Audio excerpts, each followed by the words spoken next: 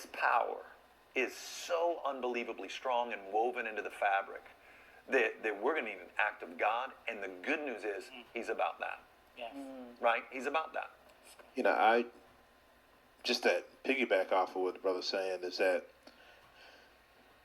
it's important to really, really understand that not only is it just a spiritual principality, but at Arabon, what we talk about is we say that the racial caste system that America's been ordered around a racial caste system that had white people at the top, black people at the bottom, and genocide to indigenous people. And so if you're an immigrant, if you're Asian, Hispanic, whatever space that you're in and your person of color, it's always been this in between that you've had to work through between being whiteness and blackness.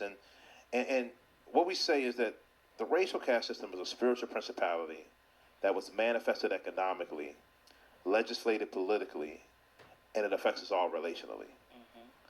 A spiritual principality manifested economically, legislated politically, that affects us all relationally. So oftentimes when we get into this conversation, we are starting this conversation from a relational standpoint, and then when the politics get into it, if we can work through that, where the rubber really hits the road is about economics. Yeah. Politics is always about economics. Yeah. If you want to know what's going on, you listen to what people say, but you follow the money trail. Follow money. And so when you look at race was created, the caste system of race was created for economic reasons. Yes. And so, and this makes a lot of sense because God talks about mammon. It talks about the powers, the principalities in which this has been manifested. So yes, this is a spiritual thing, but it's not a spiritual thing so that we can get along better. Yeah. No, that ain't. It's not a spiritual thing so that we can have better politics. This is an economic principality where the rubber meets the road. Yeah. And so here's what I'm encouraged by,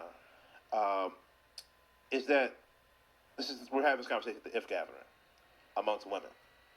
Now, I don't have a whole lot of faith in humanity in general. I got a lot more faith in God. But out of the humanity, I would hedge more of my bets on the women than the men. The reason why is because you got to have not only the right thinking, not only the orthopraxy, the right doing, but the orthopathy, the right, like transformation happens from a heart level.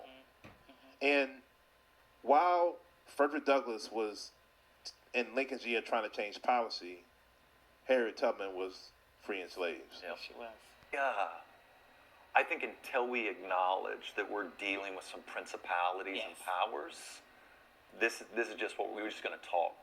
Until there's a kind of heartbreak that gets all of us asking the Spirit of God to break this thing that was woven into the foundation of the nation. Theologically it was, in regards to the systems and structures it was, in regards to the mindset it was, thing that was woven into the foundation of the nation. Theologically it was,